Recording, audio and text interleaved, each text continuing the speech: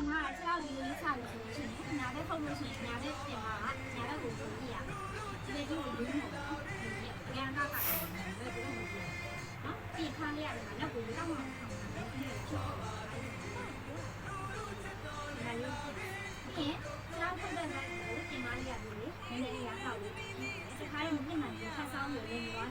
နောက်တော့မှဆက်ထားတယ်ဒီပြင်းနဲ့ချိန်ပါတော့ရှိတယ်လောက်တော့အဲ့ဒီမနေ့ကတော့ဒီခုရဲ့ဒီစမှာဒီခါတော့တော့လေးကိုပို့နေတယ်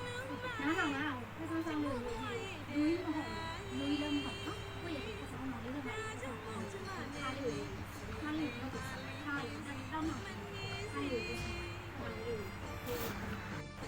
ဒါကြောင့်မို့မြတ်စွာဘုရားကအနင်္စဂီတဝါဒိတကချင်းတီဆူချင်းတိမုတ်ချင်းတို့ကိုကြည့်ရှုနားထောင်ခြင်းကိုတားမြစ်ထားရတာကိုအခုမှသဘောပေါက်တယ်ဗျာ